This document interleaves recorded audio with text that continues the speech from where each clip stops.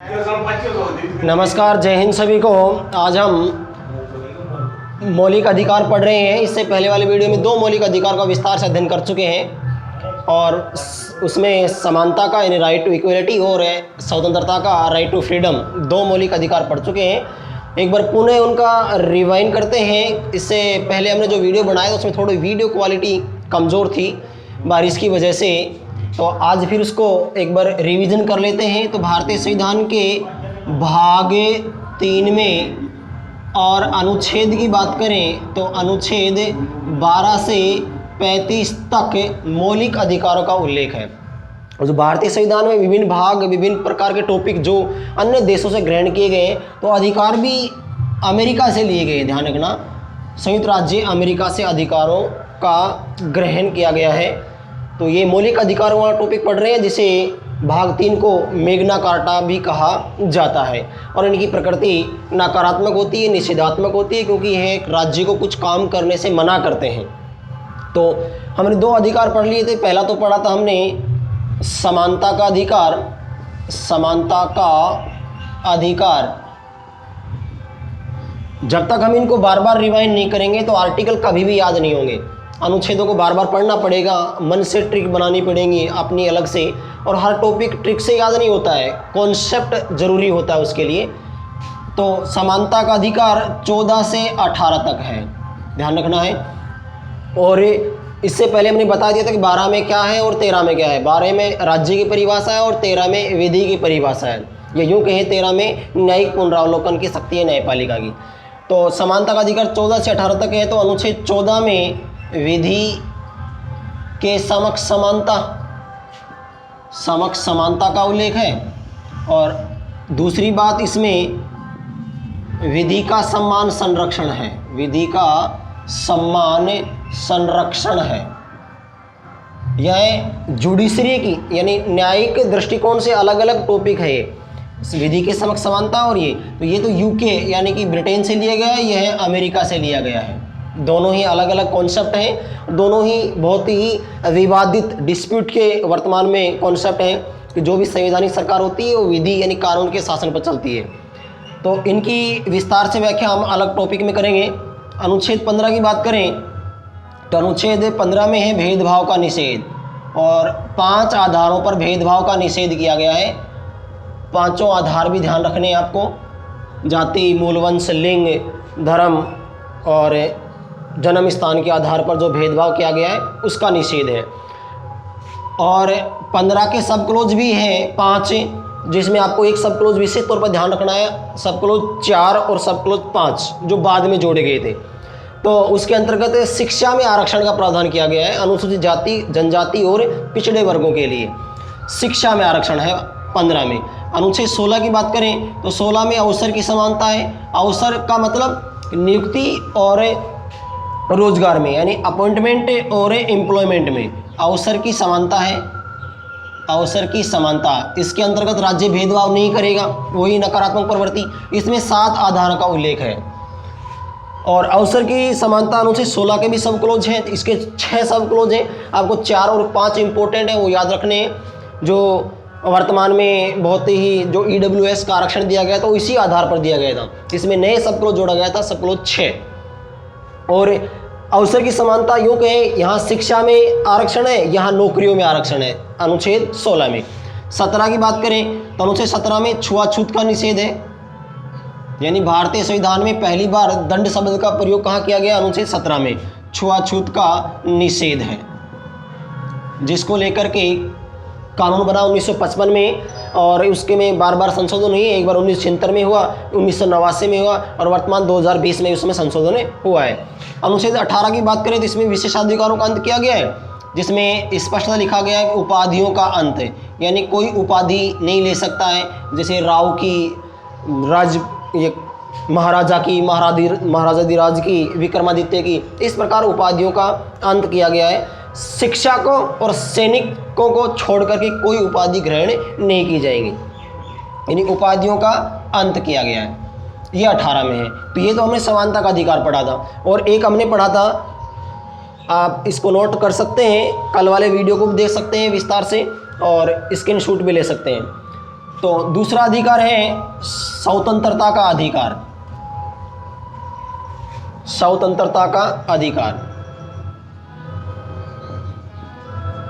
Right to freedom. स्वतंत्रता का अधिकार, अनुच्छेदों की बात करें तो अनुच्छेद 19 से 22 तक वर्णित है अनुच्छेदों में, और इसके तहत भी अनुच्छेद 19 की बात करें तो 19 में भी 6 सब क्लॉज जोड़ी गई है प्रारंभ से ही, और उसके तहत 6 प्रकार की स्वतंत्रताएं मिली हुई हैं। यानी कोई कहीं भी घूमने की, कोई सभा करने की, संगठन बनाने की और व्यापार करने की, कोई भी रोजगार प्राप्त करने भी, कहीं भी भारत की सीमा में बस जाने की, इस प्रकार की 6 स्वतंत्रताएं हैं। और मैंने आपको याद दिलाया था, जो याद करना वो ये है, भाषण व अभिव्यक्ति की स्वतंत्रता का उल्लेख है, भाषण व अभिव्यक्ति की स्वतंत्रता का उल्लेख है भाग यानी अनुच्छेद 19 में। और इसी के तहत ही जो हमारा मीडिया है वो प्रेस की स्वतंत्रता भी इसमें ही वर्णित है 19 क में। भाग 20 की बात करें तो यहाँ अपराध प्राप्त व्यक्ति है उसकी 2 सिद्धि का अधिकार है, उसे 2 सिद्धि का अधिकार। इसके तहत भी 3 सब क्लोज बने हुए हैं, 3 सब क्लोज में अलग अलग प्रकार के हैं, निःशुल्क वकील प्राप्त करने का और 24 घंटे के अंतर्गत मजिस्ट्रेट के सामने प्रस्तुत होने का, इस प्रकार के 2 सिद्धि का अधिकार है 20 में, अनुच्छेद 20 में। अनुच्छेद 21 की बात करें तो इसमें आपको ध्यान रखना बहुत इंपॉर्टेंट है, प्राण व दैहिक स्वतंत्रता का अधिकार, दैहिक स्वतंत्रता का अधिकार। अगर आप न्यूज़पेपर पढ़ते हैं तो उसमें आपने देखा होगा पेगासस विवाद वर्तमान में है, वो भी अनुच्छेद 21 को लेकर के ही है, जिसमें विभिन्न प्रकार के जो मंत्री हैं, पदाधिकारी हैं, उनके सूचनाओं को हैक किया गया है सरकार के द्वारा, तो वो निजता का अधिकार भी अनुच्छेद 21 के तहत ही वर्णित है। नींद का अधिकार भी इस प्रकार, शिक्षा का अधिकार भी 21 के जो 84वें संविधान संशोधन के द्वारा जोड़ा गया, 21 कैपिटल ए लिखेंगे या क लिखेंगे, जो बाद में जोड़ा गया 84वें संविधान कॉन्स्टिट्यूशन अमेंडमेंट एक्ट के द्वारा 2002 में शिक्षा का अधिकार, शिक्षा का अधिकार, ये 21 क में वर्णित है। एक रिवीजन कर रहे हैं हम जल्दी जल्दी ताकि हम अगले अधिकारों को विस्तार से पढ़ सकें। और 22 में, अनुच्छेद 22 की बात करें तो अनुच्छेद 22 में वर्णित है, भूल गए हम, जो डिटेंशन, जो वर्तमान में सीए कानून को लेकर के, जो आपने सुना होगा नागरिकता संशोधन अधिनियम आया था सिटीजनशिप को लेकर के, वो कानून बना था, वो अनुच्छेद 22 पर आधारित था। यानी कि जो डिटेंशन करते हैं, बंदी प्रत्यक्षीकरण करते हैं, तो निवारक निरोध, निवारक निरोध, निरुद्ध कहें या निरोध कहें, डिटेंशन कहें, वह अधिकार है का अधिकार। इसको विस्तार से आप उस वीडियो में दे सकते हैं, और बाकी अधिकारों के सब क्लोज के बारे में हम एक अलग से वीडियो में विस्तार से अध्ययन करेंगे। तो ये 19 से 22 तक स्वतंत्रता का अधिकार वर्णित है। तो कल हम 2 पढ़ चुके थे, आज इनका रिवीजन भी किया, क्योंकि बार बार पढ़ेंगे तभी आर्टिकल्स याद होंगे आपको। सामान्य तौर पर ऐसे कोई ट्रिक्स नहीं है नहीं आर्टिकलों को याद करने की। अब हम इससे नेक्स्ट जो अधिकार है उसका अध्ययन करते हैं।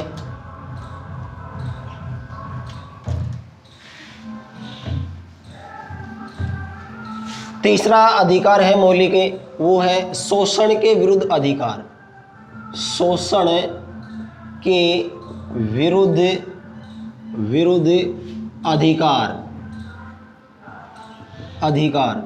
यह अनुच्छेदों की बात करें, 2 अनुच्छेद हैं, 23 और 24, यानी 23 से 24 तक वर्णित है। बहुत ही इंपॉर्टेंट है एग्जाम के दृष्टिकोण से भी और जीके के दृष्टिकोण से भी। एक एक अनुच्छेदों की बात करें तो अनुच्छेद 23 की बात करें अब हम, तो अनुच्छेद 23 में 2-3 बातों का उल्लेख है।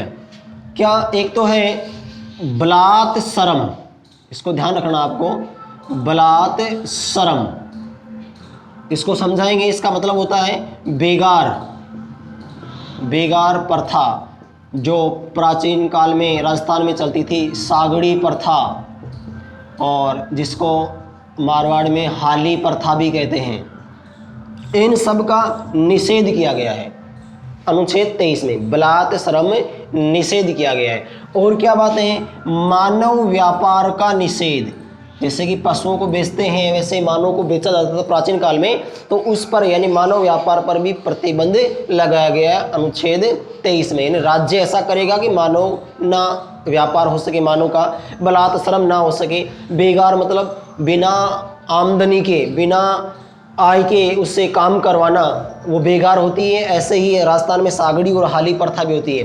तो सागड़ी प्रथा का निषेध किस अनुच्छेद के तहत किया गया है? अनुच्छेद 23 के तहत। बलात् श्रम का यानी बेगार प्रथा का निषेध कौन से अनुच्छेद में है? अनुच्छेद 23 में। तो ये सब उल्लेखित है शोषण के विरुद्ध अधिकार में अनुच्छेद 23 में। अनुच्छेद 24 की बात करें तो अनुच्छेद 24 में है बाल श्रम का निषेध। ध्यान रखना, पहले वाले में 3 शब्द है, बलात् श्रम है, यहाँ बाल श्रम है। यानी जो बच्चे होते हैं, आपने देखा भी होगा होटलों पर काम करते हुए, सड़कों पर, कहीं ठेले पर, तो उन बाल श्रम का निषेध किया गया है। बाल श्रम का निषेध यह अनुच्छेद 24 में है। और आपने पोस्को कानून का नाम सुना होगा, वो भी अनुच्छेद 24 के तहत ही बनाया कानून है कि 14 साल तक के बच्चों को सिर्फ शिक्षा पाने का अधिकार है, कोई काम कराने का अधिकार नहीं है। किसी भी कारखाने में, फैक्ट्री में या ईंट भट्टे पर, इन सब का निषेध किया गया अनुच्छेद 24 में, बाल श्रम निषेध। तो नोट कर सकते हैं आप, स्क्रीनशॉट भी ले सकते हैं। ये था हमारा शोषण के विरुद्ध अधिकार जो अनुच्छेद 23 और 24 में है। 23 में बलात् श्रम, कीवर्ड तो यही है अनुच्छेद याद करने का, बलात् श्रम। इसका कीवर्ड है बाल श्रम, क्योंकि अनुच्छेदों को याद करने के लिए हर अनुच्छेद में कोई न कोई कीवर्ड होता है, उस कीवर्ड से ही आप अनुच्छेदों को याद कर सकते हैं, अन्य कोई ट्रिक नहीं होती है। और बार बार पढ़ेंगे, वीडियो को बार बार देखेंगे, तभी याद होंगे। अब हम इसके बाद में चौथे मौलिक अधिकार की बात करते हैं। चौथा मौलिक अधिकार है हमारा धार्मिक स्वतंत्रता का अधिकार। धार्मिक स्वतंत्रता का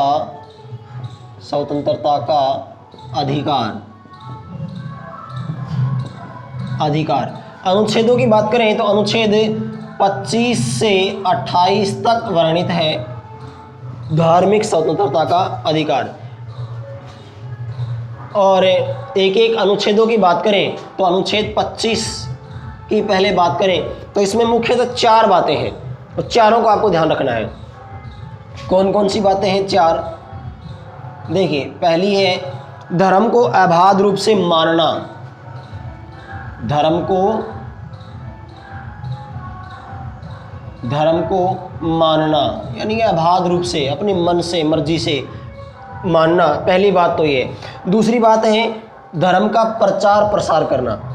धर्म का प्रचार प्रसार करना, ये 25 में वर्णित है।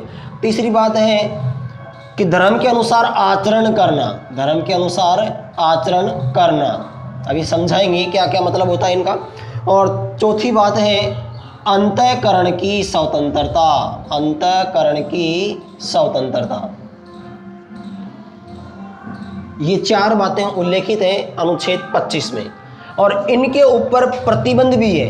ये एब्सोल्यूट नहीं है। एब्सोल्यूट का मतलब कि ये बिल्कुल ही राज्य के द्वारा प्रदान किए जाएं। इनके ऊपर समय समय पर या परिस्थिति वश इन पर प्रतिबंध भी लगाए जा सकते हैं, इसलिए ये क्या है? एब्सोल्यूट नहीं है। इनके ऊपर लिमिटेशन भी है, यानी प्रतिबंध भी है। तो लिमिटेशन जो है उसकी बात कर लेते हैं, क्या क्या है? 3 प्रकार से प्रतिबंध लगाया जा सकता है इनके ऊपर, वर्तमान में लगाया भी गया है कोरोना को लेकर के। कौन कौन से हैं? एक तो पब्लिक ऑर्डर को लेकर के, लोक व्यवस्था, ध्यान रखना बहुत इंपॉर्टेंट है टॉपिक है, लोक व्यवस्था। और दूसरा है सदाचार यानी मोरलिटी, सदाचार मोरलिटी के अंतर्गत है। और तीसरा है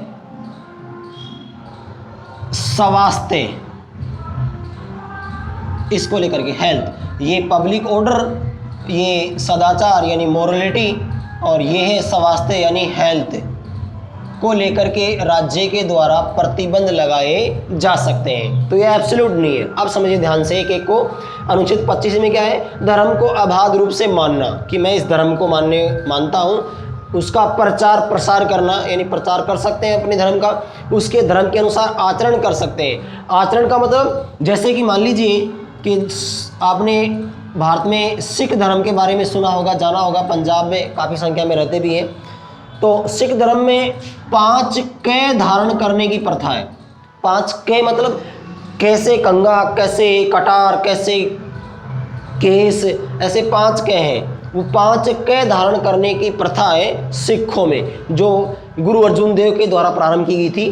तो ऐसे में 5 कै के तहत वो कटार भी धारण करते हैं, यानी कृपाण भी धारण करते हैं। तो कृपाण एक हथियार है, जबकि अनुच्छेद 19 में आपने देखा होगा 19 के तहत 6 स्वतंत्रताएं हैं। ध्यान से समझना एक बात इसको, कि सिखों को 5 कै धारण करने का अधिकार है। केस धारण करते हैं, पगड़ी, कंगा और कटार, उसमें कै में कटार भी होती है, कृपाण। तो उसके तहत आचरण करना धर्म के तहत उनकी स्वतंत्रता है। 25वें अधिकार है, राज्य मना नहीं कर सकता है। लेकिन 19(1) में 6 स्वतंत्रताएं दी गई है। उसके तहत यह भी है कि बिना हथियार के भारत में कहीं भी घूमने की स्वतंत्रता है। मैंने बताया था आपको घूमने की स्वतंत्रता है 19 में। तो ऐसे में इसका उल्लंघन हो रहा है, क्यों? क्योंकि सिखों के द्वारा हथियार लेकर घूमा जा रहा है। तो ये उल्लंघन नहीं माना जाएगा। अगर सिखों के अलावा कोई और धर्मावलंबी हथियार लेकर के घूमेगा तो उसे गिरफ्तार किया जा सकता है, उसकी मनाही होती है। जबकि सिख धर्म के अनुसार आचरण करना माना गया है सुप्रीम कोर्ट के द्वारा। ध्यान रखना इस प्रकार से। और अंतःकरण की स्वतंत्रता, यानी अपने मन में वो नास्तिक भी हो सकता है और आस्तिक भी हो सकता है। तो अंतःकरण की स्वतंत्रता किस में उल्लेखित है? 25 में। और ये आया हुआ प्रश्न है RAS 2013 में, आप देख सकते हैं पेपर में, गूगल पे सर्च करके देख सकते हैं कि अंतःकरण की स्वतंत्रता का उल्लेख कौन से अनुच्छेद में है? 25 में है। ध्यान रखना है। और इनके ऊपर प्रतिबंध लगाए गए हैं। यही प्रश्न आया हुआ है RAS 2013 में भी। दोनों ही प्रश्न RAS 2013 के हैं। कैसे आए हैं? कि धार्मिक स्वतंत्रता का अधिकार है, धार्मिक स्वतंत्रता का अधिकार है, एब्सोल्यूट नहीं है, यानी कि उसके ऊपर है वह पूर्णतः राज्य के द्वारा प्रदान नहीं किया जा सकता, उस पर ऊपर प्रतिबंध भी लगाए जा सकते हैं। तो प्रतिबंधों के आधार नहीं है, ऐसा प्रश्न आया था। और चौथा उसमें ऑप्शन दे रखा था मानवता, चौथा ऑप्शन था मानवता। तो उसमें दे रखा था कि कौन सा प्रतिबंध नहीं है, तो तीनों हैं, तो नहीं कौन सा है? ये है। इसलिए तीनों का ध्यान रखना है। लोक व्यवस्था को लेकर के प्रतिबंध लगा सकते हैं, सदाचार मोरलिटी को लेकर के प्रतिबंध लगा सकते हैं, स्वास्थ्य यानी हेल्थ को लेकर भी राज्य प्रतिबंध लगा सकता है। और इसका उदाहरण आपने ताज़ा देखा ही है कि कोरोना को लेकर के उसके ऊपर प्रतिबंध लगाए गए, मंदिर मस्जिदों को बंद कर दिया गया। अब आपको होगी कि हमें पूजा करने का अधिकार है, तो राज्य क्या कर रहा है? स्वास्थ्य को ध्यान में रखते हुए तो आपकी धार्मिक स्वतंत्रता का प्रतिबंध कर सकता है। समझ गए होंगे। और क्या प्रश्न बनता है इसके अंतर्गत? आपको एक व्यवहार में बात ये ध्यान रखनी है, जैसे आप समझे नहीं होंगे कि सदाचार का मतलब क्या होता है, तो आपको मैं एक उदाहरण देके बताता हूँ। अभी अगर आप आज कल में वीडियो देख रहे हैं, आज 20 जुलाई 2021, कल 21 जुलाई 2021 को एक मुस्लिम धर्मावलंबियों का त्यौहार है जिसको ईद कहते हैं सामान्य तौर पर, और वैसे बकरा ईद के नाम से भी फेमस है, और वैसे उसका अरबी भाषा में ईद उल अजहा नाम होता है। तो ऐसे में उसके ऊपर मुस्लिम धर्मावलंबी कुर्बानी देते हैं पशुओं की, एक प्रतीक के तौर के ऊपर पशु की बलि देते हैं, एक तरह से बलि होती है वह भी। तो ऐसे में आपको पता भी होगा, बड़ा कंट्रोवर्सी का विषय ये कि बलि किस चीज़ की दें, किस कौन से पशु की दें। तो ऐसे में बहुत से राज्यों में या विदेशों में तो होता ही है, भारत में भी होता है, जबकि प्रतिबंध भी है। अनुच्छेद 48 के तहत गो हत्या का प्रतिबंध भी है। तो जो राज्य के नीति निर्देशक तत्व हैं, जो इससे अगले वाले चैप्टर में हम पढ़ने वाले भी हैं, उसके तहत। तो ऐसे में आप कल्पना कीजिए, बहुत व्यवहारिक बात है कि मुस्लिम धर्मावलंबी कहते हैं कि हम तो धार्मिक स्वतंत्रता का अधिकार है, इसलिए गाय की कुर्बानी करेंगे, गाय की कुर्बानी करेंगे।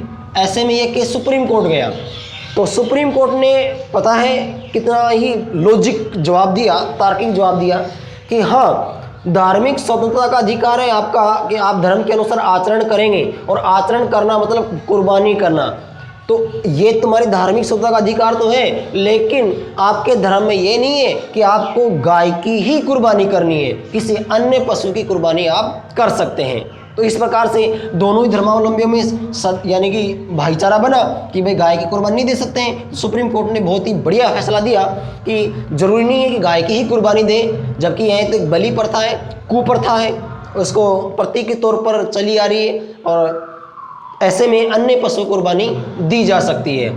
तो ऐसे में प्रतिबंधित किया गया, तो ऐसे में आपकी धार्मिक स्वतंत्रता का हनन भी किया जा सकता है। ये 3 आधार हैं, मुख्य रूप से 3 आधार हैं प्रतिबंध करने के, तीनों को ही ध्यान रखना है। तो नोट कर लिया होगा, समझ में आया होगा, नहीं समझ में आए तो कमेंट करके ज़रूर बताएं। अब हम इससे नेक्स्ट जो अनुच्छेद 26 है उसकी बात करते हैं। अनुच्छेद 26, ध्यान रहे 25 का अध्ययन कर लिया हमने। अनुच्छेद 26 में धार्मिक संस्था, उसमें मुख्य रूप से 2-3 बातें हैं। धार्मिक संस्था स्थापित करने का और धार्मिक संस्था स्थापित कर दी और उसका प्रबंधन करने का अधिकार है। धार्मिक संस्था का प्रबंधन करने का अधिकार है, ये ध्यान रखना है। जैसे आपने सुना होगा गुरुकुल है, मदरसा है, ईसाई मिशनरीज होती हैं, तो ऐसे में उनको स्थापित करने का अपने आप ही और उसका प्रबंधन करने का उनको अधिकार है। राज्य मना नहीं कर सकता है कि आप कोई गुरुकुल बना रहे हैं या मदरसा बना रहे हैं, तो उसका प्रबंधन भी वह कर सकते हैं। तो यह अधिकार है अनुच्छेद 26 में, ध्यान रखना है। और इसके ऊपर भी वही लिमिटेशन ध्यान रखना, तीनों ही इससे पहले वाले में बता दिया है कि यह भी एब्सोल्यूट नहीं है, इसको भी प्रतिबंधित किया जा सकता है, यानी ये भी लिमिटेशन अधिकार है, लिमिट है इसके ऊपर भी। कौन कौन सी है, वही तीनों ही ध्यान रखना। मैं आपको फिर शॉर्टकट में बता रहा हूँ। पब्लिक ऑर्डर यानी लोक व्यवस्था, और क्या लिमिट है, और मोरलिटी सदाचार, और तीसरी क्या है, हेल्थ यानी स्वास्थ्य को लेकर के राज्य इनको प्रतिबंधित कर सकता है। अब तो धार्मिक संस्था अनुच्छेद 26 में स्थापित करने का, उसका प्रबंध करने का और उस संस्था का उपयोग करने का अधिकार अनुच्छेद 26 में।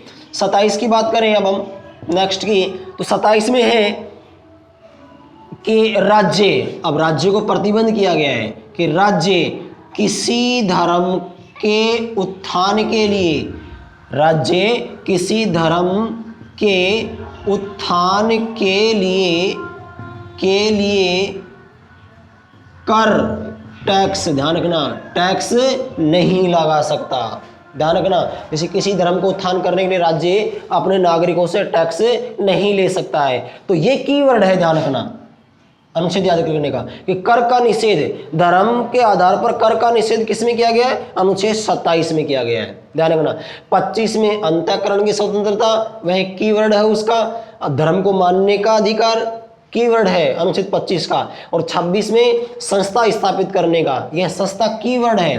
पहले में धर्म मानने का, दूसरे में 26 में धार्मिक संस्था स्थापित करने का, 27वें में कर धर्म के आधार पर नहीं लेने का, और 28 में है राज्य द्वारा आंशिक, ध्यान रखना, आंशिक या पूर्णतः, राज्य के द्वारा आंशिक या पूर्णतः संचालित शिक्षण संस्थाओं में, ध्यान रखना, शिक्षण संस्थाओं में धार्मिक शिक्षा का निषेध है। धार्मिक शिक्षा का निषेध है, निषेध किया गया है अनुच्छेद 28 में। मैं एक बार पुनः दोहरा रहा हूं, 25 में धर्म मानने का, आचरण करने का, अंतःकरण की स्वतंत्रता है, और उसमें ही सिक्कों को कटार धारण करने की स्वतंत्रता है। 26 में धार्मिक संस्था स्थापित करने की, 27 में धर्म के आधार पर कर नहीं लेने की, और 28 में है कि राज्य द्वारा जो भी शिक्षण संस्थाएं संचालित हैं उन पर उनमें धार्मिक शिक्षा नहीं दी जाएगी। तो आपने देखा भी होगा, आप 10वीं 12वीं पढ़ के भी आ चुके हैं, ग्रेजुएशन भी कर रहे होंगे, तो आपने देखा होगा कि आपको कहीं भी रामायण, महाभारत, कुरान, बाइबल की, गुरु ग्रंथ की, इनकी शिक्षा नहीं दी जाती है।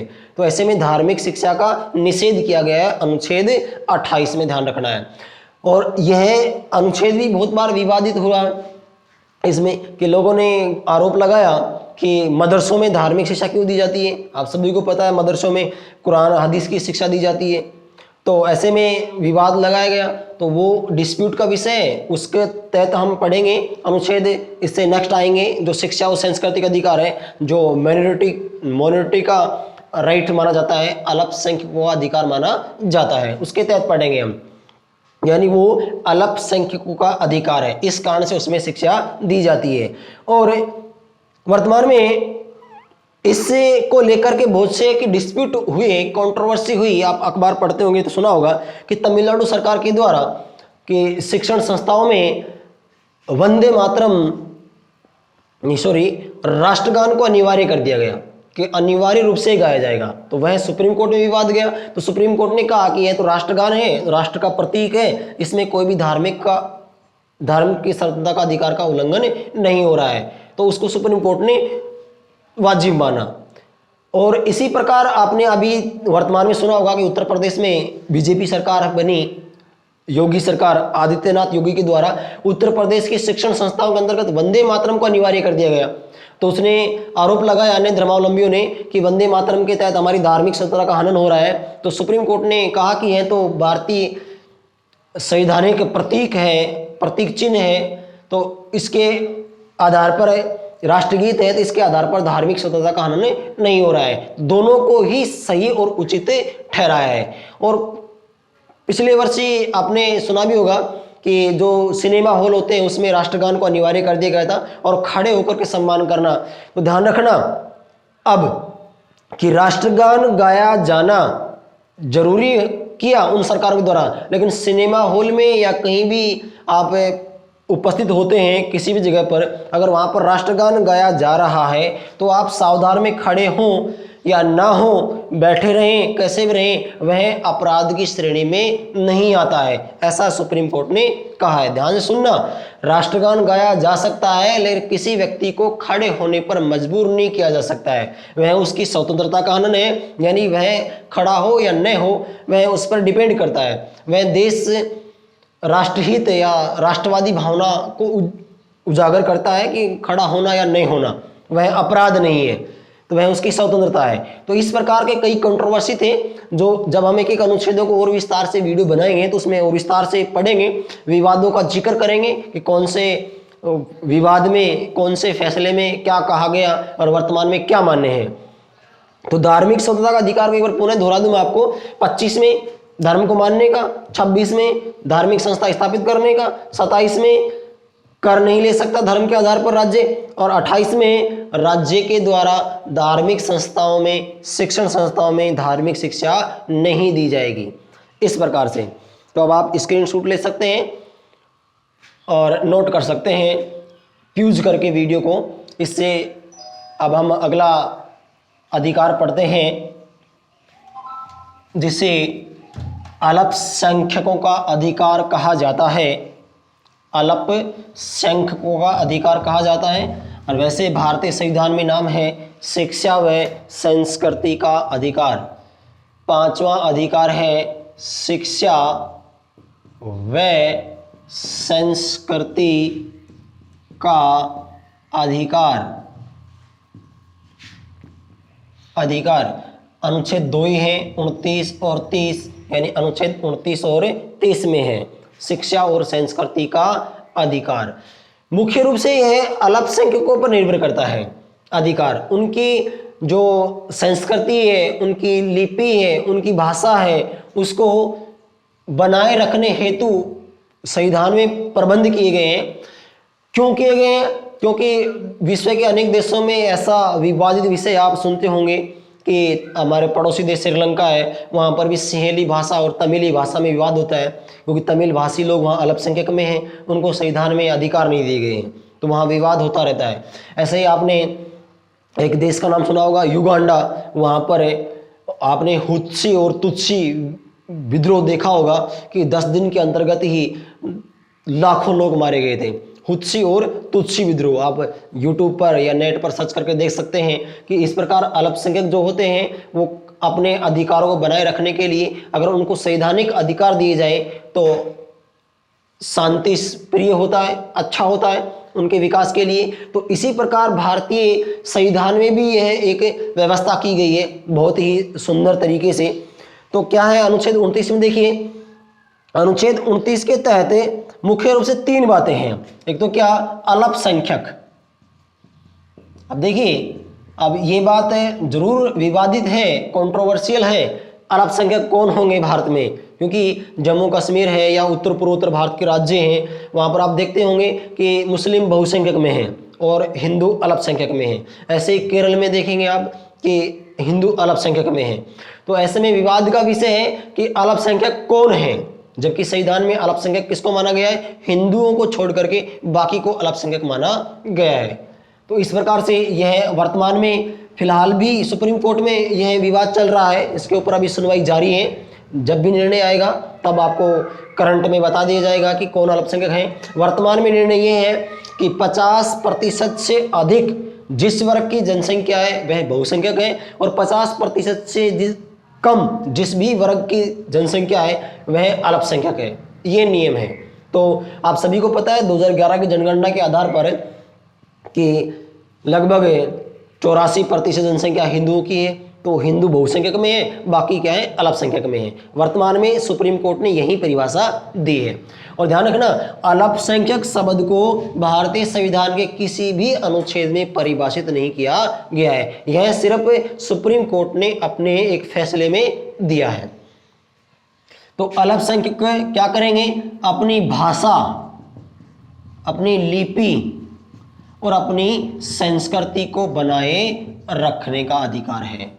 अपनी क्या भाषा बोलते हैं वो, अपनी लिपि क्या है उनकी संस्कृति क्या है, तो उनको बनाए रखने का अधिकार अनुच्छेद 29 में है। अनुच्छेद 30 की बात करें, अनुच्छेद 30 की, अल्पसंख्यक जो लोग हैं, मैंने आपको जो 28 में बताया था कि धार्मिक शिक्षा का उल्लंघन, धार्मिक शिक्षा नहीं दी जाएगी। राजकीय या सरकार द्वारा जो कुछ आय या मूलतः कुछ कर प्राप्त करते हैं, तो जो भी शिक्षण संस्थाएं हैं उनमें धार्मिक शिक्षा का निषेध किया गया है। तो वहां मैंने उदाहरण दिया था कि मदरसों में क्यों दी जाती है, तो यह मुख्य अधिकार है। इसमें क्या है कि अल्पसंख्यक, वही बात, अल्पसंख्यक है अपनी शिक्षण संस्था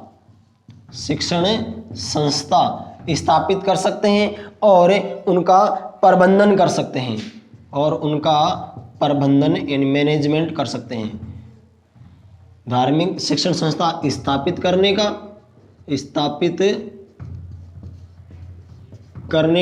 व प्रबंधन करने का अधिकार है।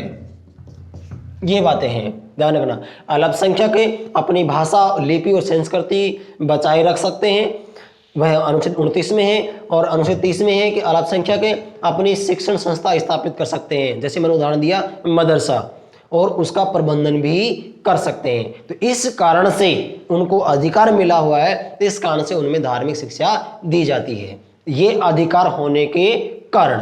तो ये तो था हमारा 5वां मौलिक अधिकार, शिक्षा व संस्कृति का अधिकार, अनुच्छेद 29 और 30 में। तो कीवर्ड क्या है इसमें ध्यान रखना, अपनी भाषा, लिपि और संस्कृति को बचाने का अधिकार, ये कीवर्ड ध्यान रखना है इसमें अल्पसंख्यकों का। और 30 में शिक्षण संस्था स्थापित करने का, कौन? अल्पसंख्यक। इस प्रकार से ध्यान रखने आपको। तो आप स्क्रीनशॉट ले सकते हैं, नोट कर सकते हैं। अब हम इससे अगले अधिकार यानी कि मोस्ट इम्पोर्टेंट, जैसे भीमराव अंबेडकर ने संविधान की आत्मा कहा है। प्रश्न ऐसे आएगा कि किस मौलिक अधिकार को भीमराव अंबेडकर ने संविधान की आत्मा कहा है, वो अब हम पढ़ने वाले हैं। कौन सा है? संवैधानिक उपचारों का अधिकार। संवैधानिक उपचारों का अधिकार, संवैधानिक उपचारों का अधिकार, यह अनुच्छेद 32 में है। अब आप कहोगे 31 को क्यों छोड़ दिया, तो मैं आपको याद दिला दूं, ध्यान देना इसके ऊपर कि अनुच्छेद 31 में वर्णित था संपत्ति का अधिकार। एक हम वैसे ही एक ओवररिव्यू ले रहे हैं। अनुच्छेद 31 में क्या था? संपत्ति का अधिकार था, जिसे 44वें संविधान संशोधन अधिनियम कॉन्स्टिट्यूशन अमेंडमेंट एक्ट 1978 के द्वारा मौलिक अधिकारों की श्रेणी से हटा दिया और उसे एक कानूनी अधिकार बना दिया। क्या बना दिया? कानूनी अधिकार बना दिया। मैंने पहले बताया था भाग 12 में जोड़ा गया। अनुच्छेद की बात करें तो अनुच्छेद 300 ए या यूं कहें क में जोड़ा गया। अगर बड़ा अक्षर लिखते हैं तो बाद में जोड़ा गया अनुच्छेद होता है वह, तो यह कानूनी अधिकार बन गया। मौलिक अधिकार का मतलब यह होता है कि हम राज्य से कानूनी तौर पर मांग कर सकते हैं अधिकार की। जो भी कानूनी अधिकार वह होता है अगर आपके पास संपत्ति है तो आप उसका कानूनी संरक्षण कर सकते हैं। मौलिक अधिकार में राज्य के द्वारा अनिवार्य हो जाता है, कानूनी अधिकार में अनिवार्यता नहीं होती है। इस कारण से इसे मौलिक अधिकार हटा दिया और कानूनी अधिकार बना दिया गया। अब आपको ध्यान रहे, अगर हम अधिकार पढ़ ही रहे हैं तो अनुच्छेद 31 जो बाद में जोड़ा गया उसको याद करना बहुत जरूरी है। 31 हटा दिया, 31 ए बाद में जोड़ा गया। पहले संविधान संशोधन फर्स्ट कॉन्स्टिट्यूशन अमेंडमेंट एक्ट के द्वारा 1951 में जोड़ा गया और अनुच्छेद 31 भी जोड़ा गया। यह भी पहला संविधान संशोधन अधिनियम 1951 में जोड़ा गया, ध्यान रखना है। और इसके बाद में 31 सी जोड़ा गया। 31 सी 25वां संविधान संशोधन अधिनियम के द्वारा, 25वें संविधान संशोधन अधिनियम के द्वारा। इसके ऊपर आपको थोड़ी सी बातें ध्यान रखनी है, कुछ एक्स्ट्रा। वो इस प्रकार से है कि 1969 और 70 की बातें हैं। इंदिरा गांधी की सरकार थी, प्रधानमंत्री हुआ करती थी, तो उसने क्या किया कि 14 बैंकों का राष्ट्रीयकरण कर दिया। ये जीके का प्रश्न भी है। 14 जुलाई 1969 को 14 बैंकों का राष्ट्रीयकरण कर दिया, नेशनलाइजेशन कर दिया। और सुप्रीम कोर्ट में इसको लेकर के एक केस हो गया कि इंदिरा गांधी ने किसी निजी बैंक को सरकारी क्यों बना दिया। राष्ट्रीयकरण का मतलब होता है सरकारी बना दिया। तो ऐसे में जो केस था वो था रुस्तम जी कामा बनाम भारत संघ में। उसके अंतर्गत जो इंदिरा गांधी ने ये काम किया, बैंकों का राष्ट्रीयकरण किया, इसको अवैध करार घोषित कर दिया, इसको रद्द कर दिया।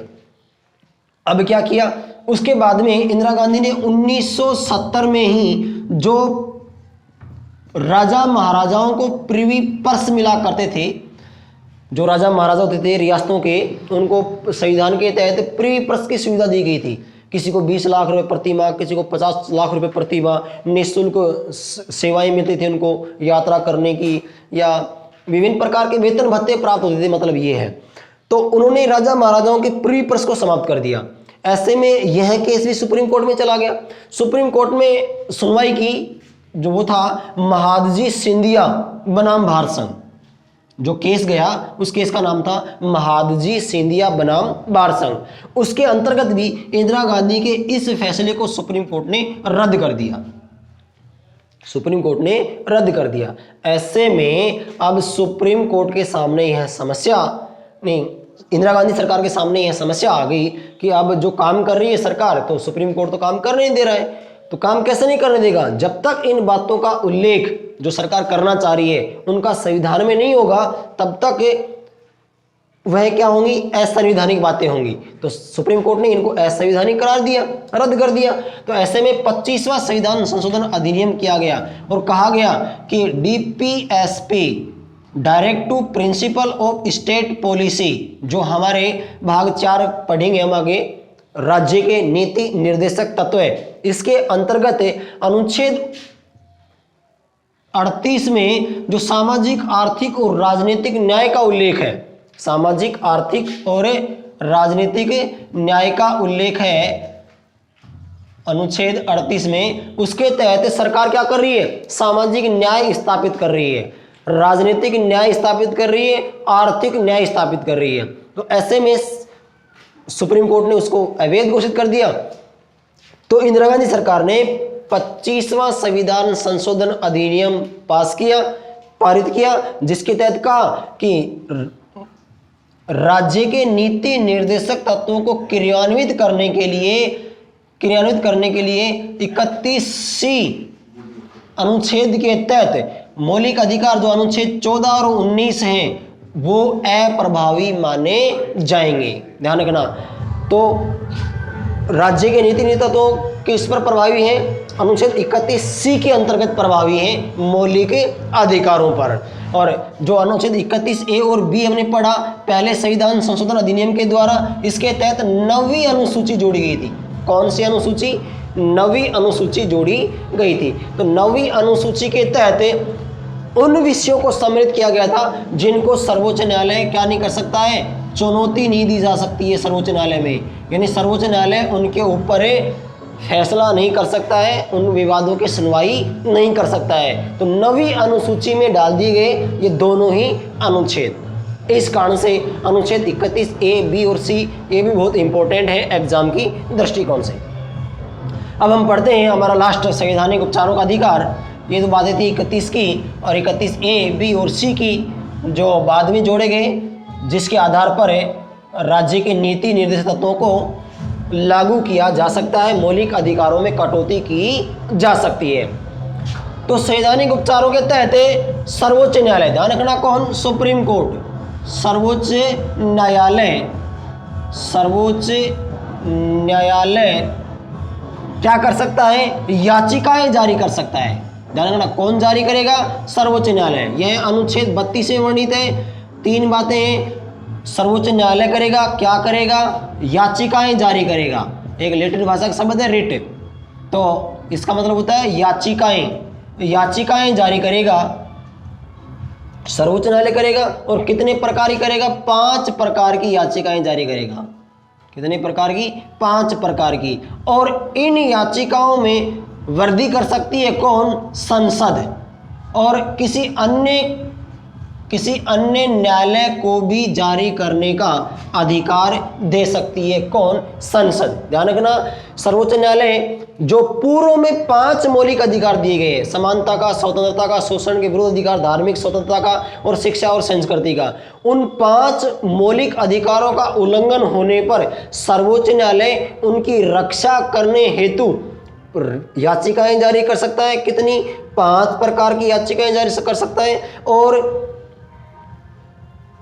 इन याचिकाओं में संसद वृद्धि कर सकती है और अन्य किसी न्यायालय को, जैसे उच्च न्यायालय है या जिला न्यायालय है, किसी अन्य न्यायालय को भी याचिकाएं जारी करने का अधिकार दे सकती है। ध्यान रखना अभी तक तो संसद के द्वारा वृद्धि नहीं की गई है और न ही किसी अन्य कोर्ट को याचिकाएं जारी करने का अधिकार है, लेकिन संसद ऐसा कर सकती है। कितने प्रकार की याचिकाएं? 5 प्रकार की याचिकाएं, जो बहुत इंपॉर्टेंट है। अब उन 5 याचिकाओं की हम चर्चा करते हैं, कौन कौन सी याचिकाएं हैं। 5 याचिकाएं हैं। 5 याचिकाओं का ऐसा डायग्राम बनाते हैं। पहली याचिका है habeas corpus. Habeas corpus, habeas corpus का हिंदी मतलब होता है बंदी प्रत्यक्षीकरण। बंदी प्रत्यक्षीकरण। अब इसी शब्द से आप समझ सकते हैं, ये लैटिन भाषा का शब्द है, ये हिंदी है। बंदी, बंदी मतलब इसको गिरफ्तार किया गया, प्रत्यक्षीकरण उसको सामने लाना, तो यानी इसका मतलब होता है सशरीर प्रस्तुत करना। किसके सामने? मजिस्ट्रेट के सामने, क्योंकि याचिका कौन जारी कर रहा है? न्यायालय। तो न्यायालय में सशरीर प्रस्तुत करना किसको? बंदी बनाए गए व्यक्ति को। कितने समय में? 24 घंटे में। ध्यान रखना 24 घंटे में उसको प्रस्तुत करना है। और ध्यान रहे इसमें यात्रा का समय नहीं जोड़ा जाता है, क्योंकि मान लीजिए किसी को अंडमान निकोबार गिरफ्तार किया और सुप्रीम कोर्ट ने रिट जारी की और कहा कि प्रस्तुत करो, तो अंडमान निकोबार से दिल्ली लाने में उसको 4-5 दिन लग जाएंगे। तो ऐसे में यात्रा का समय नहीं जोड़ा जाता है। और दूसरी याचिका है मेंडेमस याचिका। इसको हिंदी में कहते हैं परमादेश। परमादेश ये बड़ी सिंपल सी बात है, आप लोग बहुत से ऐसे करते भी होंगे काम, क्या कि न्यायालय आदेश देता है किसको? कोई भी संस्था हो या कोई भी व्यक्ति हो। ध्यान रखना कोई भी संस्था हो सकती है, कोई भी व्यक्ति हो सकता है, उसको आदेश देगा। परमादेश आप नाम से देख रहे हैं, परम आदेश, यानी कि इसका शाब्दिक अर्थ होता है हम आदेश देते हैं। हम आदेश देते हैं, इसका शाब्दिक अर्थ होता है। तो किसी भी संस्था को, किसी भी व्यक्ति को सर्वोच्च न्यायालय आदेश दे सकता है क्या? कि तुम यह काम करो। कौन? जो भी राज्य के अंतर्गत जो अधिकारी होता है, कर्मचारी होती है, जो संस्था होती है, उसको आदेश दे सकता है न्यायालय। यह होता है परमादेश। और तीसरी जो याचिका है वह होती है प्रोहिबिशन। प्रोहिबिशन, और इसका मतलब होता है हिंदी प्रतिषेध।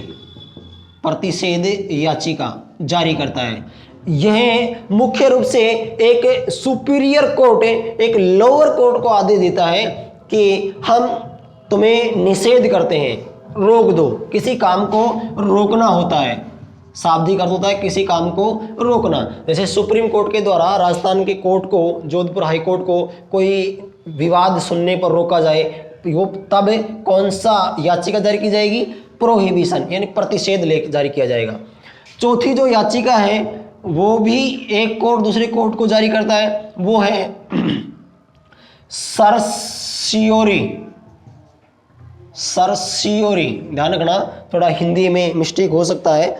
तो जो याचिका चौथी है वो है सर्सियोरी, और वैसे तो इसका मीनिंग होता है CERTORY, ऐसे कुछ होता है, आप देख लेंगे गूगल पर सर्च करके। तो सर्सियोरी, इसका हिंदी में मतलब होता है उत्प्रेषण लेख। उत्प्रेषण लेख। तो देखो पहले वाली में क्या किया, सुपीरियर कोर्ट ने लोअर कोर्ट को विवाद सुनने से, कोई काम करने से रोका। क्यों रोका? क्योंकि उसके अधिकार क्षेत्र में नहीं है। तब अब क्या करेगा, अब दूसरी रिट जारी करेगा सर्सियोरी। कौन? सुपीरियर कोर्ट जारी करेगा। किसको? अपने लोअर कोर्ट को। कैसे? कि जो पहले वाली से विवाद को रुकवाया, अब उससे संबंधित जो भी कागजात हैं उनको क्या करेंगे, ऊपर प्रेषित करेंगे। उत्प्रेषण कह रहा है कि हमारे पास भेज दो, यानी कि जो भी उसके एविडेंस हैं, प्रूफ हैं, कागजात हैं, उनको ऊपर प्रेषित किया जाता है। तो ये होती है सर्सियोरी यानी उत्प्रेषण लेख। और पांचवी याचिका है, उसका नाम है को वारंटो। ध्यान रखना, को वारंटो, ये पांचवी याचिका है। इसका मतलब होता है अधिकार परीक्षा लेख, ये हिंदी रूप है इसका। अगर हम शाब्दिक रूप से व्यवहारिक तौर पर बात करें तो मतलब होता है किस अधिकार से न्यायालय किसी को काम करने से रोक सकता है, किसी व्यक्ति को। कब? को वारंटो लेख जारी करके। कैसे करेगा कि तुम जो ये काम कर रहे हो वो किस अधिकार से कर रहे हो। तो इस आधार पर संवैधानिक उपचारों के अधिकार के तहत सुप्रीम कोर्ट के द्वारा अनुच्छेद 32 में 5 प्रकार की याचिकाएं जारी की जाती है। ध्यान रखना, अनुच्छेद 32 की बात हो तो सुप्रीम कोर्ट ही जारी करता है, और हाई कोर्ट को भी याचिकाएं जारी करने का अधिकार होता है, वो होता है अनुच्छेद 226 के तहत। तो हाई कोर्ट और सुप्रीम कोर्ट की याचिका में अंतर क्या है कि जो याचिकाएं सुप्रीम कोर्ट जारी करता है पांचों, वो पांचों की पांचों हाई कोर्ट तो जारी करता ही है, साथ में एक छठी और जारी करता है जिसका नाम है इंटरिम इंजंक्शन, अंतरिम याचिका। ऐसे याद कर सकते हैं हिंदी में, अंतरिम याचिका, और इंग्लिश होता है इंटरिम इंजंक्शन रिट। तो यह अनुच्छेद 226 के तहत हाई कोर्ट 6 जारी करता है, 5 ये और छठी ये, जबकि सुप्रीम कोर्ट 5 ही याचिकाएं जारी करता है। ये किस लिए जारी करता है? जो इससे पूर्व में जो हमें 5 मौलिक अधिकार मिले हुए हैं उनका उल्लंघन किए जाने पर या वो किसी नागरिक को प्राप्त नहीं होने पर, तो उनको लागू करने के लिए, उनकी रक्षा करने के लिए सर्वोच्च न्यायालय के द्वारा 5 याचिकाएं जारी की जाती हैं। तो आशा करता हूं आपको समझ में आया होगा, और नोट करते रहें बीच में फ्यूज करके वीडियो को, और कृपया वीडियो को शेयर, लाइक और कमेंट जरूर करें। धन्यवाद। तो ये घंटा